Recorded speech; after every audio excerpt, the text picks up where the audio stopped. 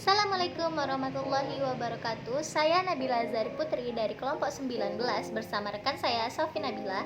Kami dari program studi Farmasi Stikes Harapan Ibu Jambi. Nah, dengan dosen saya. Nah, di sini kami akan membahas sedikit tentang produk dan penetapan harga jual. Penentuan harga itu adalah proses memilih apa yang bakal diterima sebagai sebuah syarat sebagai pertukaran untuk produknya. Sedangkan produk adalah segala sesuatu yang dapat ditawarkan ke pasar untuk mendapatkan perhatian, dibeli, digunakan, ataupun dikonsumsi sehingga dapat memuaskan keinginan atau kebutuhan. Nah, produk itu meliputi dari secara objek, secara fisik, tempat, organisasi, maupun ide.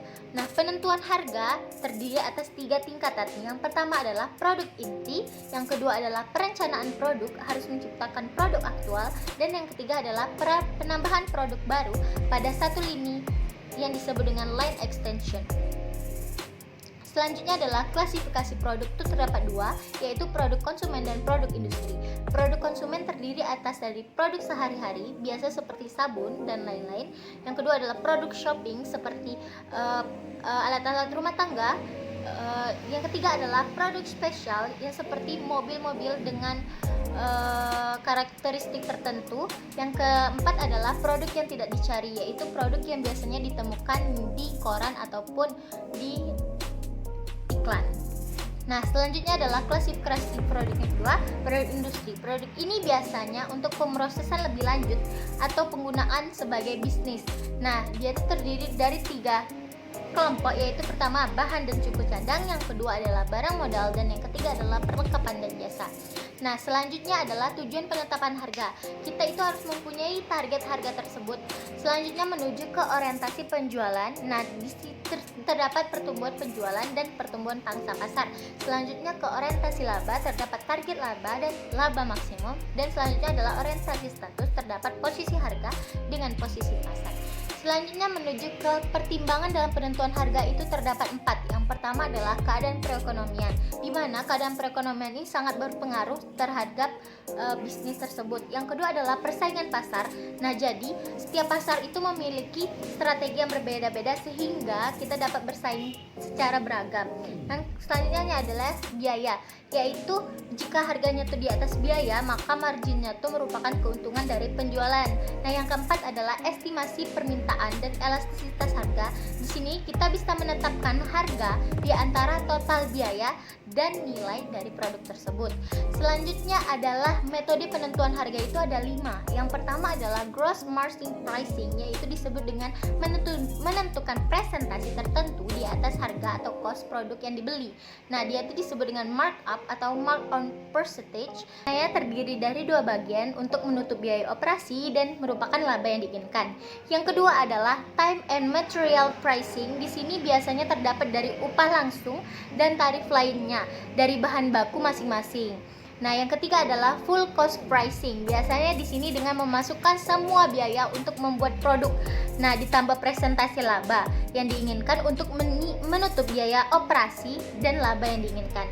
Selanjutnya yang keempat adalah direct cost pricing. Dia ini diterapkan pada produk tetapi melebihi daya serap pasar. Jadi kapasitasnya itu melebihi.